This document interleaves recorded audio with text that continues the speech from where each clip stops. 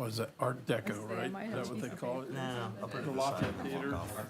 No one's paying attention to me. How to get There's that Sean, name? yay. What's the Boy, for Sean to get genesis of that? seated. Decorative architecture. Okay. Hello, Vice President. Mr. President.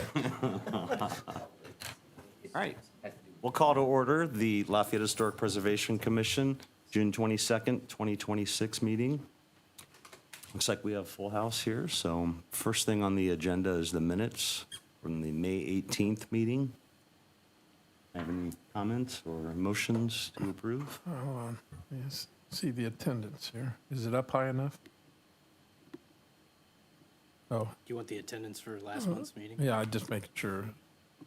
That's all right. I move we approve the minutes as communicated. Thank you, Kevin. Do I have a second? I'll second. All right, motion carries. Next on the agenda is, You're good. Trying to figure out this computer. well, I think That's what's the, next on the agenda. the same as Public dec- Relations and Education Committee, did they meet? No? Not. Okay, and the District Committee, did they meet? We did not. Okay. Next on the COA Committee, we did meet. The first item on the agenda is 800 Cincinnati. Michael, do you want to introduce? Yeah, so St. James Church is installing a perimeter fence, and I've got pictures of the fencing and the perimeter it's going around, basically around the entire block that St. James inhabits. They're also replacing the north elevation exterior wall. Right now, there's existing drive-it or stucco. They're replacing that with brick that matches the rest of the building. Apparently, that building was going to be potentially expanded upon in years past. It's not going to be. That drive-it is no longer performing by keeping moisture out, so they're getting a lot of moisture inside the building. And because they're not going to expand, they just want to tear that stucco off, brick it up, and then it'll be in place like that in perpetuity. The fencing, the perimeter fencing, they had an example, and they gave their Exhibit A as their project detail. So the perimeter fence around that block, they're replacing an existing green chain link fence. That fence does not currently go around the entire perimeter, so that'll come out in places where it needs to be replaced. It'll be replaced with this metal fencing that I'll show you the example of, and then it will encompass the entire block.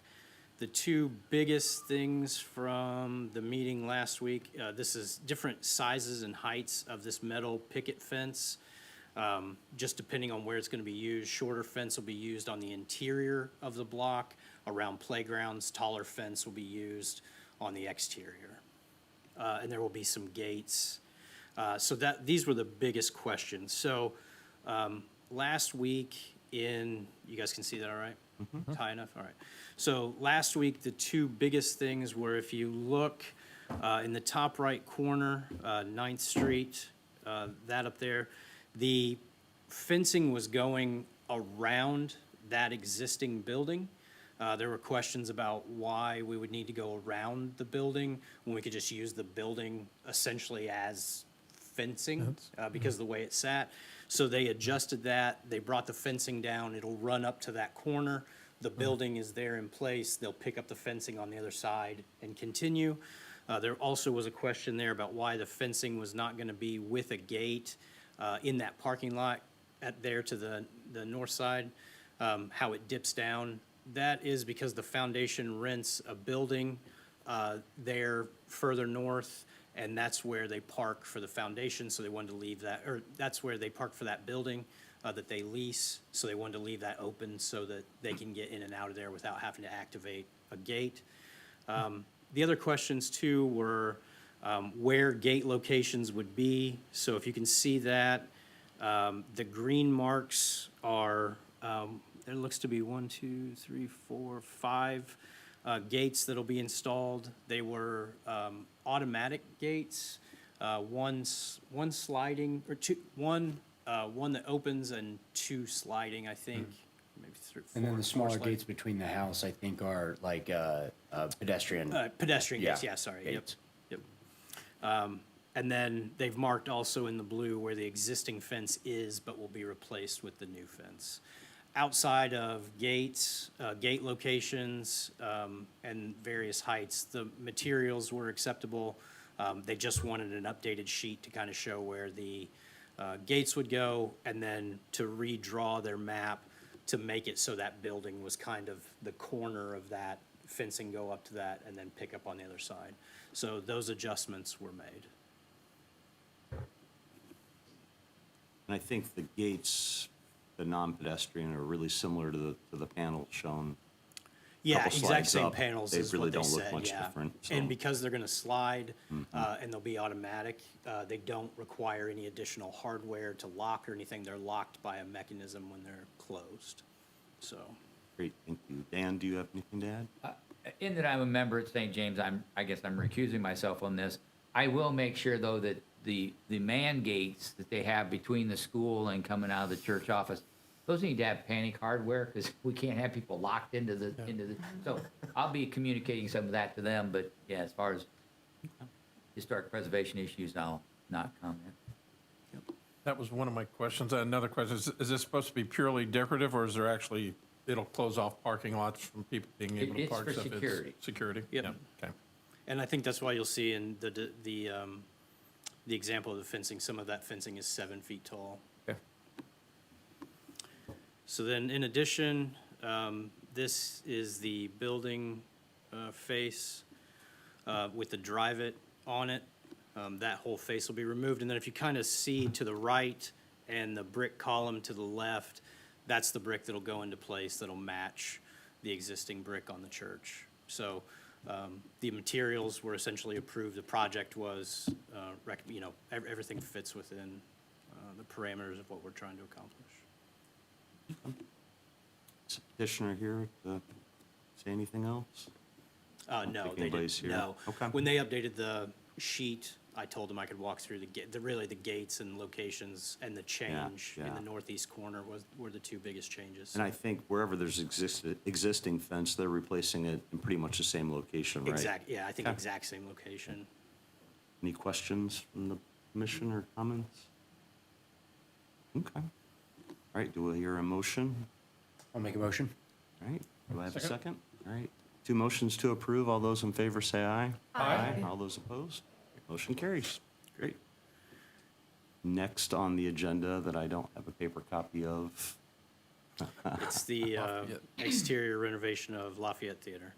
Yes, please introduce the second COA application, and Dan can comment, and then the petitioners can kind of walk us through each elevation, a little bit more detail. That'd be great.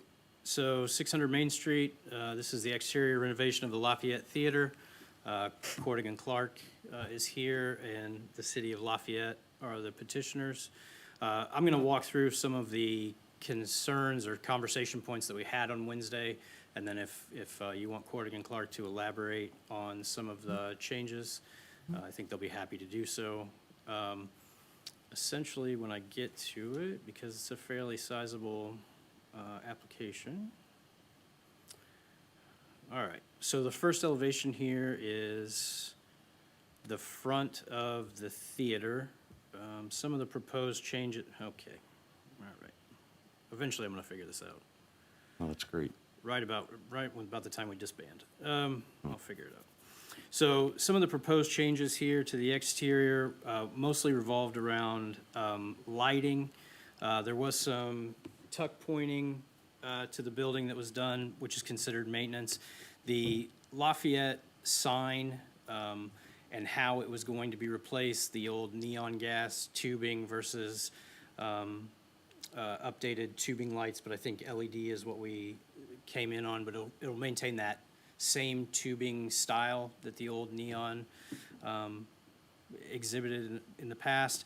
There were a lot of questions on this front elevation in terms of having to meet fire code standards, so what kind of lighting we would be using that wouldn't overly modernize the building, but would stay in compliance with fire safety for emergency exits.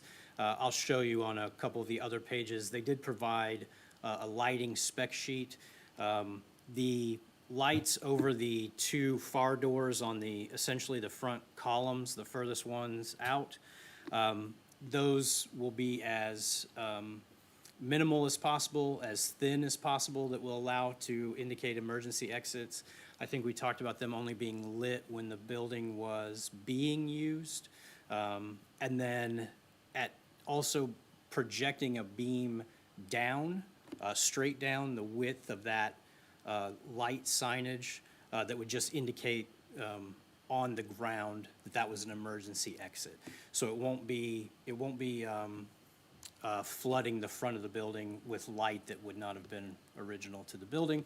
It'll be very focused. It'll be intentional emergency lighting for that purpose. I don't think there was anything else on the front that we were more concerned about with the The exception of terracottas being replaced and that's- cleaned the up. terracottas on the back. Could you scroll up so we can see the top of the building too? Yeah. Yeah.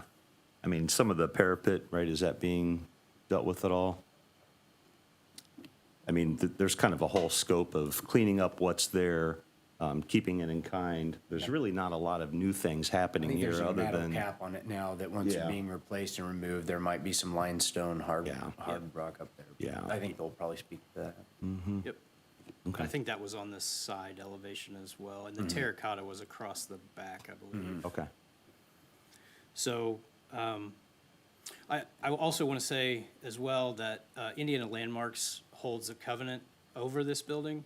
So Landmarks has approved overall the general scope of work for the exterior of the building.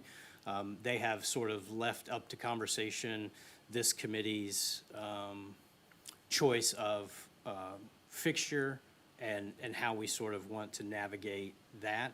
But Landmarks, having the covenant, has signed off on, I got that letter late today, so it's not in the packet, but we do have a confirmation that Landmarks has signed off on the exterior. They're here as well. So some of it was the acknowledgement of the overall project is good, and then some of the details they approved with the approval of this commission. I have a question. Did you say, when you were talking about lighting only during events, you're talking about only the emergency pedestrian Yes, lighting? The yeah. marquee, like if there was a mosey and we wanted to have it Yeah. on to Oh, sorry. show off the yeah, lights? that leads me to the other. The video screen was also a source of conversation. So there will be a modernized screen, but it will be similar to the Long Center in terms of using a modern sort of display, but displaying it the way it would have been originally in terms of font, color, and text. So no active video. The screen will change, not rapidly. Right. It'll show upcoming events. It'll show kind of the way the Long Center does as well, is kind of slow, intentional. But the fonts will be intentional and chosen, and so will the colors that will be displayed on the site. So that's that sign and the lights, the majority of the front lighting will be on regularly, but the emergency lighting, which was kind of a piece of the conversation, will only be on when it needs to be on. Every business has that. You don't see it. It's pretty, and this is even better in my opinion. It's a lot more Discreet. disguised, Yeah. discreet, in a way that I thought was very complimentary to the building. So So, is the digital sign replacing the actual marquee across the front, or is it in addition to? I believe it was in addition to. I'm gonna say there's translucent panels now where they have mounted letters in the past. Like The an old school translucent traditional? panels come out, and there will be a screen there that letters will show on. I guess that makes more sense. So So, you won't have to hang a letter. so yeah, they won't have to get a ladder out to hang letters, and they can change it easier. But yes, that is a concern. I know Tommy expressed his concern, and they've been working those details out to, one, limit the colors of that background of the screen. It's not to be black like the Long Center. It is to be more neutral colors, similar to the translucent panels that are there. Part of that issue as well was safety. You have to go out into the street to put the letters on the existing board now. So it does pose a challenge, especially when the weather's cold or extremely hot, and you have to put the ladder in the middle of traffic. So aside from the aesthetic matching what it was, I think this is a positive in terms of safety for those involved. How old is the theater? Use the 30s. 38, Yeah. and nobody's died getting hit in traffic or hanging Not ladders yet, Okay. but, you know, the longer it goes, the higher the chance, I suppose. My other concern with this is that, you know, if we do this, I think we need to loosen up some of our regulations for everybody. You know, if other people want to do this too, because if we allow the city to do this, but other private businesses can't do it, then that's just not very fair. So if we're going, whatever exceptions we make for this, I think we need to adjust how we handle signage elsewhere to reflect the new standard. Otherwise, I don't think we should do it unless we're willing to, you know, walk the walk and not just talk the talk. If that makes sense. We're talking about like video I think boards. a lot of. Yeah, like the same kind of regulations we would have for this in terms of like no bright light cocoa melon or anything like that. But, you know, if we're gonna make an exception for Lafayette Theater, we should do it for, you know, if other businesses want to do it as well, and private owners, my thought. Part of what made me feel comfortable with this transition in the marquee was that it could replicate how it looks now well. And that's something, you know, I mean, until I see it, I'll really know, but I like the idea of having it look like a static sign most of the time. So that was something that I feel like is different than what could be in your minds, such as a billboard along an interstate. That's not what we're talking about here. I think we're talking about something a little bit more in keeping with the theme of the building. I will say that having Indiana Landmarks kind of vet this for us did make it a lot easier. So I have some degree of confidence that I feel the sign will not appear as a giant TV screen all the time. John, are you kind of saying that we ought to do it case by case? Every time someone brings something, we can say, we know that we've done this. Well, There's not many marquees downtown either, so it's Right, kind of that's hard to compare right, this to that's every what other I'm- situation. I mean, Sean's right, we do set a precedent certainly, but each case can be unique and be judged on its own merits too, so it's a balance. Yeah, I just It think- really is. Yeah, we just need to be more flexible. If, you know, if we're gonna do this, we just need to take into consideration, make sure that we're not, you know, holding people to a different standard is all. But yeah, I mean, every situation's different. I mean, you probably shouldn't put a neon light on the side of the Fowler Mansion. you know. Yeah, right. Right now, signage is done by the staff. Are you thinking that you want to change how that's done then? Do we want to make a change to where it's? I mean, we don't necessarily need to move, we're not going to decide Yeah, that we're not doing it today. tonight, but Because that that's might not be, on our purview tonight, but, you know, that's just something to think about. I think that would make sense, don't you? I think Yeah, the I mean- consideration of the lighting of the theater factors into this decision. The lighting of a candy store downtown or a boutique, historically, if that's what that shop has been, or just a shop throughout the history of the light, like, would those lights have been necessary? So, The you know, Lafayette Theater wouldn't have had a moving screen in the 30s either.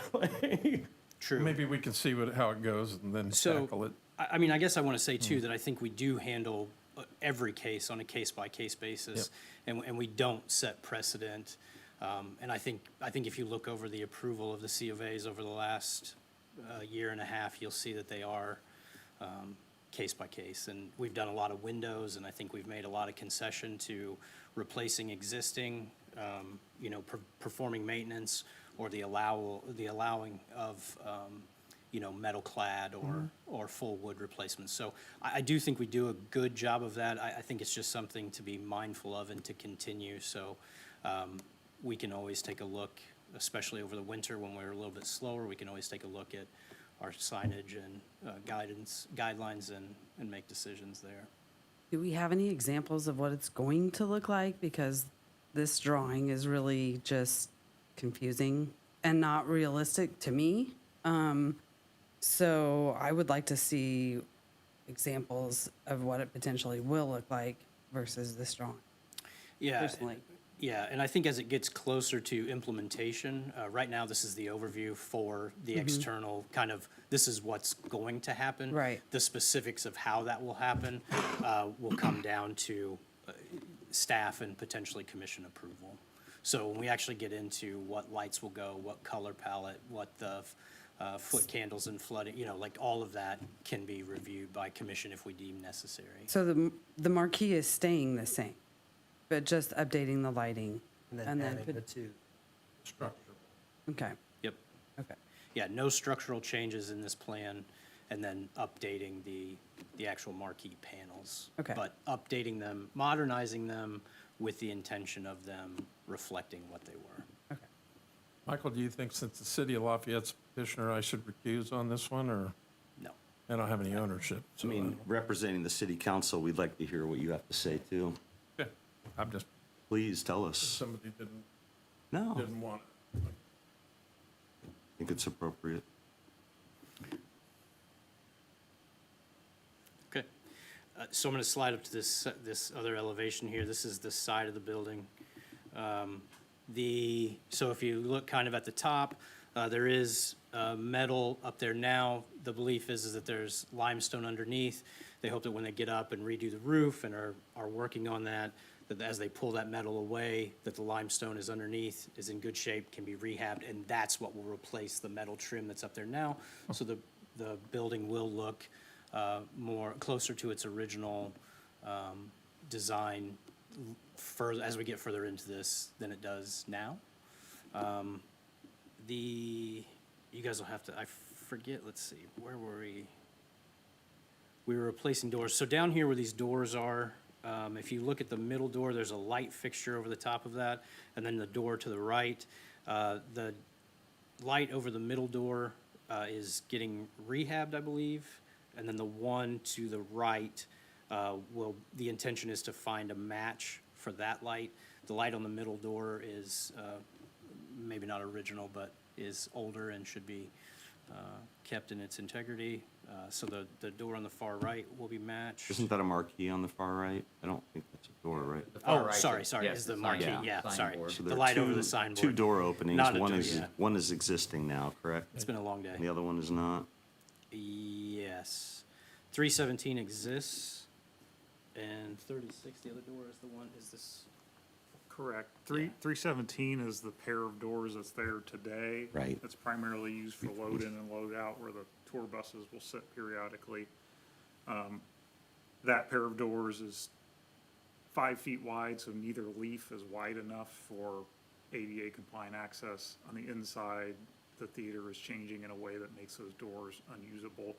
So we need another door that provides the ADA compliant access to, or in an emergency, and also to allows access for people to get in and out of the theater on 6th Street. So that was that door 326 to the left. That is a new door that does not exist in the theater today. thank you. I have a question about the metal removal. If you remove that and that limestone goes up higher than the roof, they will check that for structural, so pieces of limestone aren't going to fall down on people's heads on the sidewalks, I'm sure, right? Is that assumed? While this work is going on, the sidewalks will be closed, so there will be scaffolding up. It will not be open for public access. But then you said the metal's staying off of it, I think I heard you say, right, Michael? So is there going to be something to make sure that that limestone is structurally sound and it's not going to crumble off? So the entirety of that limestone, after the coping gets removed, is gonna be removed. It's gonna be taken off so that the new roof membrane can go up and Okay. underneath, and then the limestone Right, gets so set it's back new, on it's top. not, okay. Yeah. Don't want any headaches. Wait, so it's new limestone? Entirely new, no, it's the same old limestone. If it depends on what it's shaped. So what happens if it's not in good shape? So if it's not in good shape, then we would have to replace it with new limestone. Okay. That would be of the same module and color as the limestone that's there in profile. I think it was Right. what is it come from?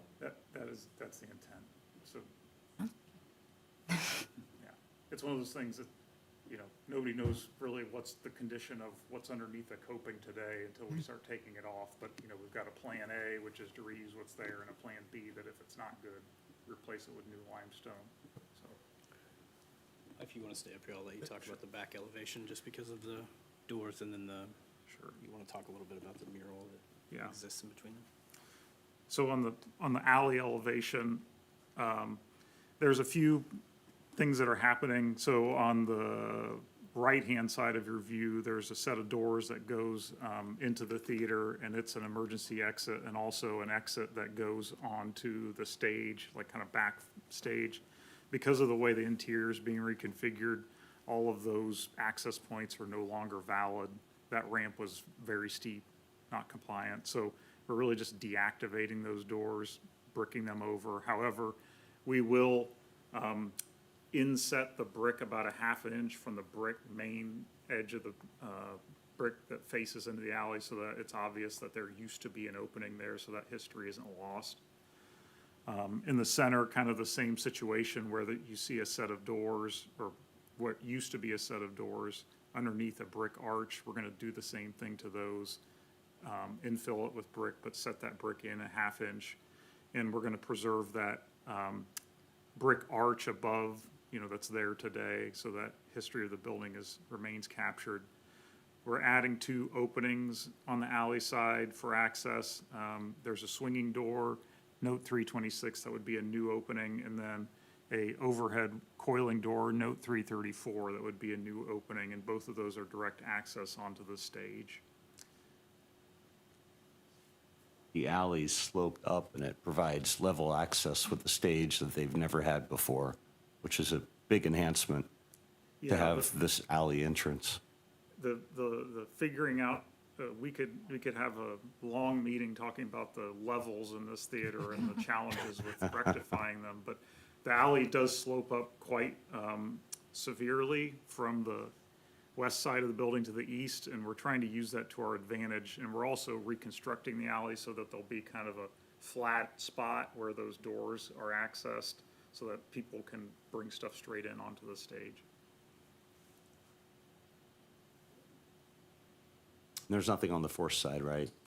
Yeah, on the side that faces the 610 No, building or the or- old Wabash Valley, we are doing some repairs to make sure that that facade is, sound. It's got parge coat on it, and we're gonna do some restoration to it, but we're not putting any new openings in it or modifying it in a way that would change its exterior. What's the finish on the rolling shutter? Is it painted finish? Yeah, the intent would be that it would be a painted finish, and we would try to select a color that is similar to the color of the brick, so it just kind of fades away. And you mentioned the mural. There is a mural that was intentionally put there, several years ago, and that mural obviously is not original to the building, but was an intentional piece of public art, and our work here will disrupt the remnants of that mural, but, as we've talked through it with historic landmarks and also with the commission, it's kind of, murals have a lifespan. This mural is going through its lifespan, and we're just gonna let it continue to go through its lifespan. Words. Yeah, are there plans for the doors that are being taken out, that are bricked in there? The I ones assume in the the center cities- you probably wouldn't want. They're pretty rotted. The ones on the far right-hand side of the drawing we're looking at, closest to 6. I guess Are those in bad shape too? they're not in great shape. They've been I didn't pretty think they used, were that and I don't bad, think but- they're original either. They're Yeah. steel doors. Yeah. They have been painted to match the original, but they are not Okay. the original doors. There are some original doors on the inside of the building that we are Yeah. preserving, so. I think some of the lighting questions you might have been proposed during the meeting is that we wanted to make sure we respected the apartment that's across the alley from it. And so a lot of these lights on the back of the alley are going to be down lighting versus up lighting. So I think that you are doing, again, with the exterior illumination, doing a good job of capturing the building's beauty as well as keeping light pollution kind of down. Thank you. Yeah. The things that we're proposing as interventions to the exterior are not because we want to change the historic nature of the building, that we just want to be able to use it in 2026 safely and, in a way that is conducive to what's going on the inside. So the fixtures that we're selecting are intended to do that. They're not intended to, turn this into something that it wasn't at the time that it was built. But also recognizing that, when people are loading in things and Civic Theater's using it and there's an alley full of kids trying to bring things in, they need enough light so they don't trip and fall and hurt themselves, so. Any other questions or comments from the commission? Dan, did you have anything else to Well, add? I guess, I know there was discussion, quite a bit of discussion on the translucent panels, the screens. Is the trim that's there, how much of the existing is going to remain to help the screens blend in? So just high level, if you are familiar with the marquee that's there today, that's got three faces. So you have the long face that is parallel to Main Street, and then you have the two faces that are angling that go back to Main Street. All of those translucent panels have sheet metal surrounding them, and there's curved sheet metal that forms the transition from the long, short panel that faces Main Street to the flanking panels. All of that sheet metal is going to be preserved, and we're going to have, valances that would cover any bezel that would surround a display.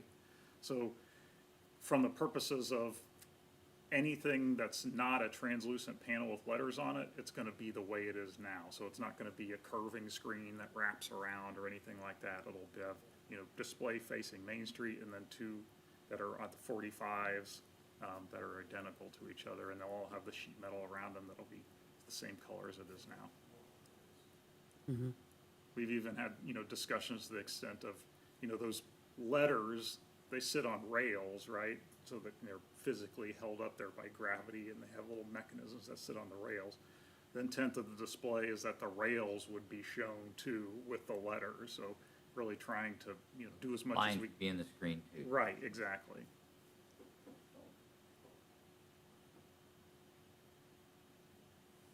Now, and also, you told us that it's getting a new roof, you're doing the masonry repairs to the glazed tile brick and the raw stone, all that's, you're doing that per preservation standards. All that work's being done for the Secretary of Interior standards.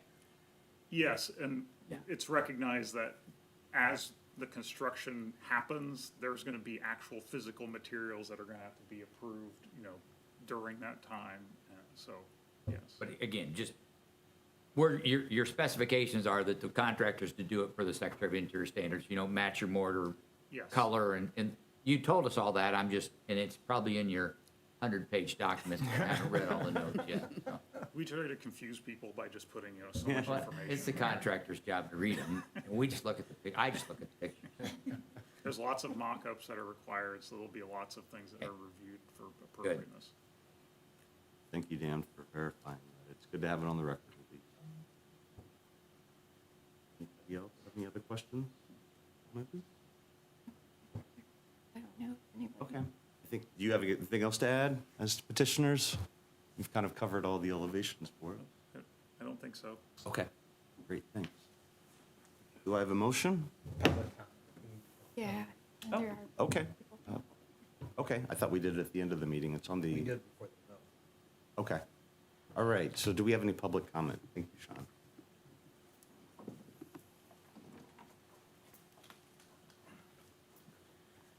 Good evening. My name is Tommy Kleckner. I'm Director of the Western Regional Office for Indiana Landmarks. As Michael had conveyed, Indiana Landmarks holds protective covenants on the Lafayette Theater. So over the last year and a half, I've been working with city staff and the architects working through some of the proposed changes. The proposed replacement of the existing historic translucent panels with the new digital screens was the biggest challenge. And the decision to approve that as part of the overall exterior renovation plans was a difficult one to make, but that came after numerous consultations, conversations with both city staff and the architects, and the city's commitment that those displays would be static, that the lettering would replicate the hung letters that are on there. As the architect indicated, it's going to replicate the appearance of the translucent panels with the rods that the existing letters are hung on. I also indicated that the color of the lighting, not just on the display screens, but all new LED light fixtures that are installed, need to be appropriate in color and intensity to ensure that they're historically sympathetic to the building. That is particularly important for those display screens, making sure that these screens do not become billboards. no videos, no moving graphics. The change in the lettering message, making sure that there is a minimum period. It's not going to be sort of every 15 seconds a change in that. Also, no time and temp, like the Long Center. It's really to ensure that these screens replicate as closely as possible the appearance of the existing. Recognizing there will be that loss of that dimensional quality of the existing, that is something that you really only get when you're up close to the building, passing by. Most will not be able to really tell that difference. But again, it was a challenge, and it was a decision that was not made lightly. So as Michael had indicated, I provided the city with a letter formally providing Indiana Landmarks approval of the revised renovation plans as presented last Friday, conditional upon those display requirements.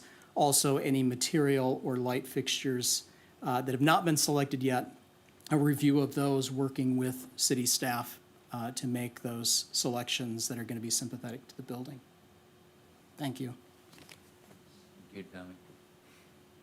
Anybody else in the public would like to speak? Do I have a motion? Can I ask a question? Yes, of I have a course. question.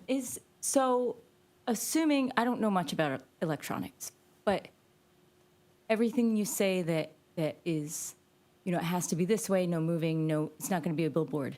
But is that easily changed?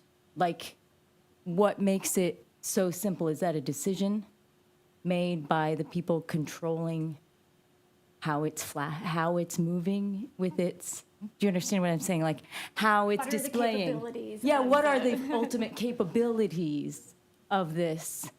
And is it only going to be a few years before somebody says, oh, it can be fancier? And Or it gets more color. brighter, Like, or- where are the Or physical sponsors. limits? I really think that kind of lays on the commission itself to make sure Okay. that the COA, as we approve it, is adhered to. And I think we have some good partners with the city, obviously, to make sure that happens. But, it's up to each one of us to make sure that that house that had, the wood siding ripped off and replaced with aluminum, that we deal with that and don't forget about it and whatnot things. So, that's a great question because it's really up to the operator. Who is the person behind the keyboard doing that? And I don't know that we need to know that. We just need to know that they know what the approval will allow and what it doesn't allow. And it's up to us and the city staff with Michael to make sure that's obeyed. And so we have it conditional, whatever's on there programmed will have to be as it was stated, not something that's up to a gentleman's agreement or anything Yes. like that. Yeah. But something that if they want to come back and change it, that then they have to come back to the commission. I think that would be something, we should have. That way we don't end up going down the street in a few years and seeing, Yeah. a Toyota-thon or something flashing on the It's not side. gonna be some random person that's doing it, it's managed, and then that same person's gonna be continually managing. I mean, the city. Yeah, and that's why we're talking I about. mean, it's just not gonna be some but you really need to make it a condition of this, I- because you're just approving the sign, not, I don't know. I think it's fine if we go ahead and make a condition for it, because if it's not an issue, it's not an issue. So, What would the condition say then? Just so that's I what we understand. talked about, what Tony talked about, and if there's a need to change it, then they can come back and say, hey, this is going to, but that way it's not just up to whoever, as you were talking about, down the road. Well, and not necessarily up to whoever, but just someone with a different vision. Right. The person dedicated to doing that might have a different vision in 10 years Right. than we are having now. The conditions that you outlined and the approval that you sent in that letter, does it outline in detail what you're approving on that sign usage? Sorry to bring you back up. That's fine. Not in great detail. Is there It's anywhere? really in the conversations with city staff, the commitment made by Mr. Carson. Okay. I had mentioned to Dan following last week's committee meeting that I would be more comfortable if there were some type of policy established by the Department of Economic Development to ensure that the commitment towards that display and making sure it's static, as we've discussed, that is known not just by current administration and staff people here, but in the future. Also with the Long Center and whoever is employed there and responsible for programming these display screens. You'd asked, what are the capabilities? I mean, it's essentially like a flat screen LED TV. You That's could what I do thought. Yeah. anything. You can But show the that's- soccer game. Yeah, Parking in yeah. the street. But that is where we do not want them to be flexing the capabilities of these screens. The upgrade is being done for safety reasons. That's one of the reasons. And so replicating the existing translucent panels and lettering is what needs to be done. And that's all these screens need to be capable of doing.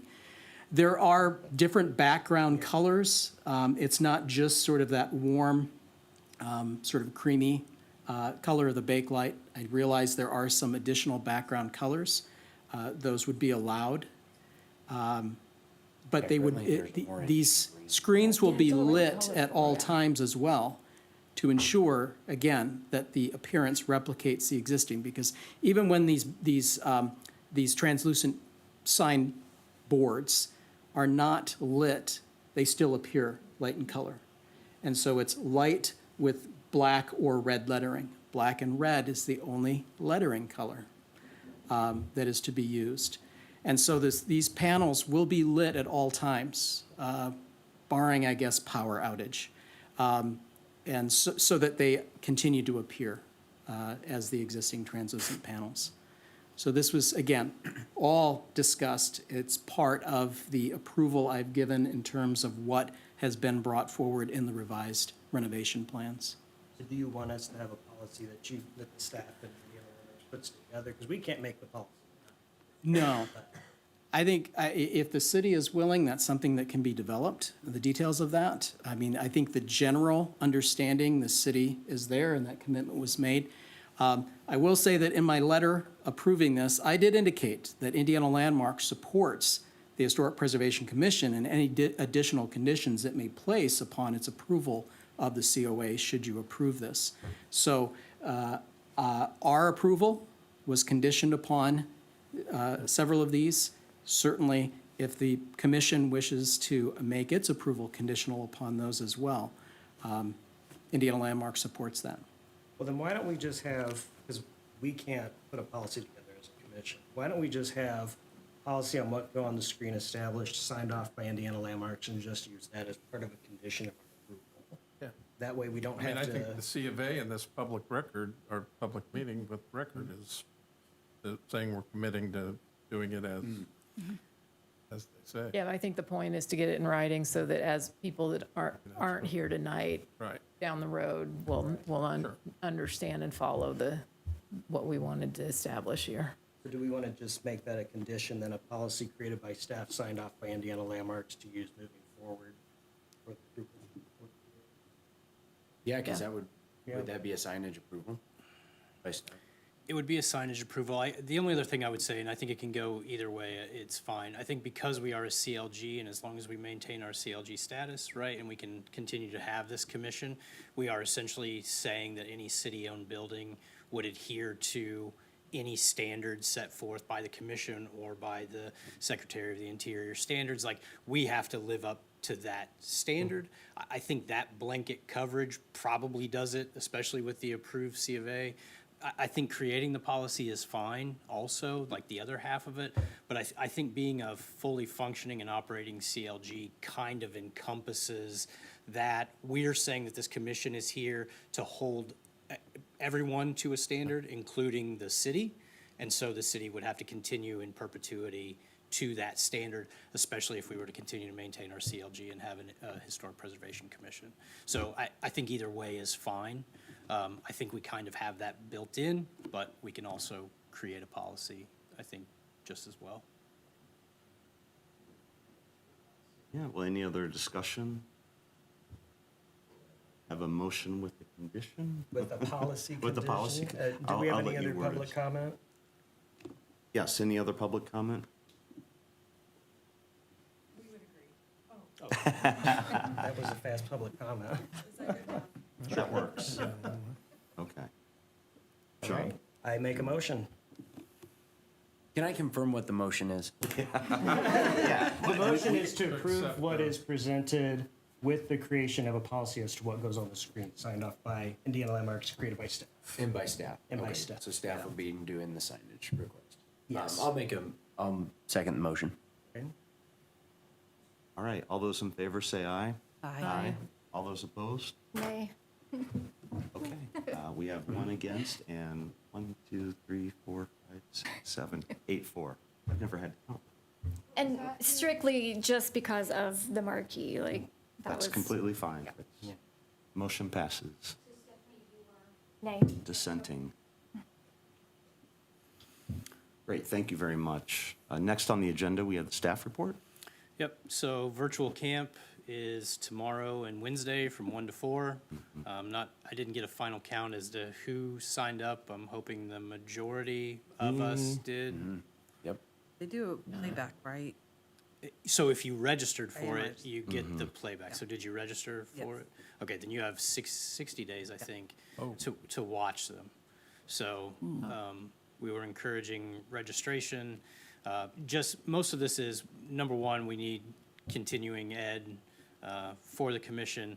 And number two, over the last 2 years, we've just had very limited participation in continuing ed, and we have to report back to SHPO every year with the amount of COAs we approve and continuing ed and what that looks like, and I don't want to go another year on the report saying we've had, roughly 10% participation, so. Is it too late to register? Because I didn't realize we could go back later. The 16th Was it? was the cutoff, I believe. I can ask Okay. if they can open it up or if we can send a link, so if I can, I'll send that out in the Okay. morning.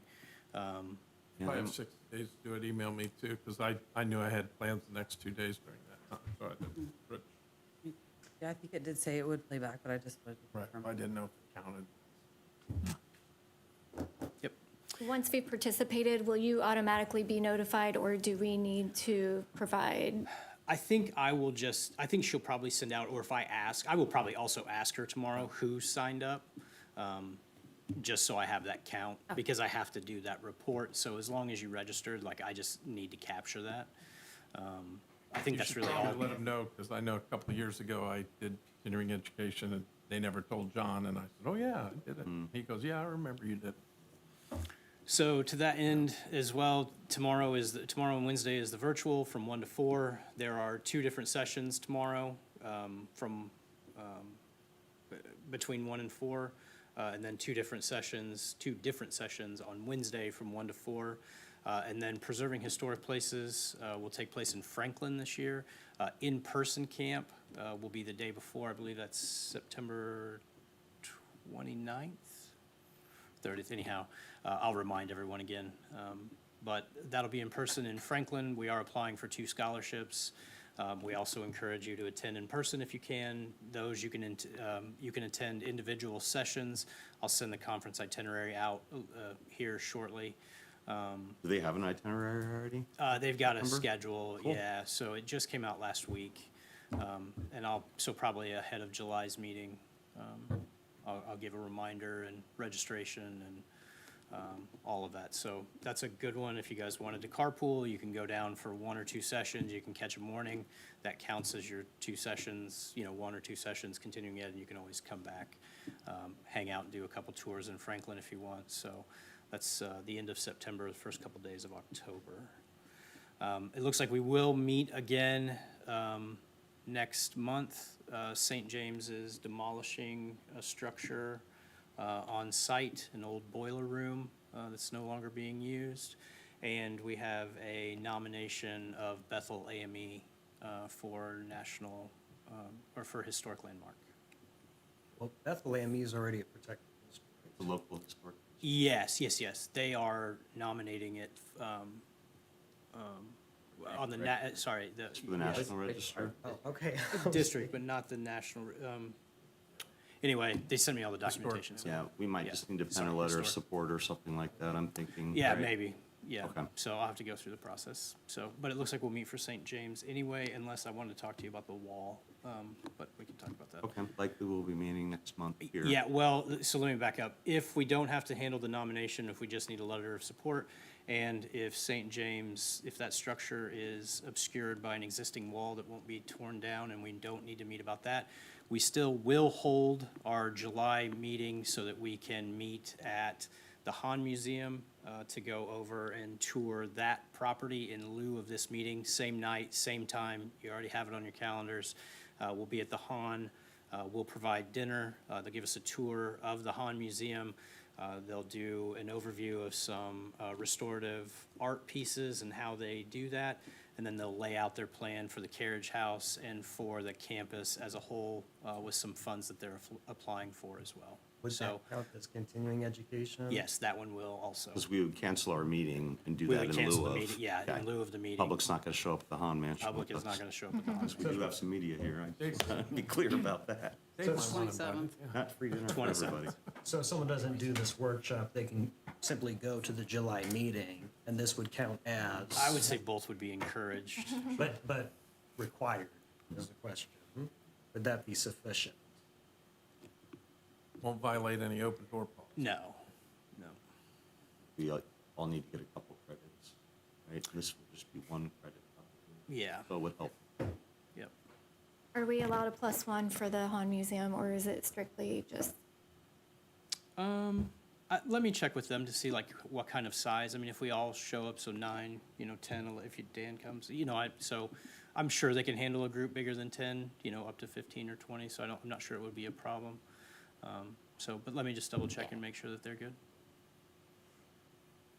And other than that, that's it. Okay. Public comment? Public comment? More public? Move for adjournment? Move for adjournment. Do I have a second? I'll second. All those in favor? Aye. Aye. All those opposed? Do you want to stay longer? Okay, motion carries. Thank you, everybody.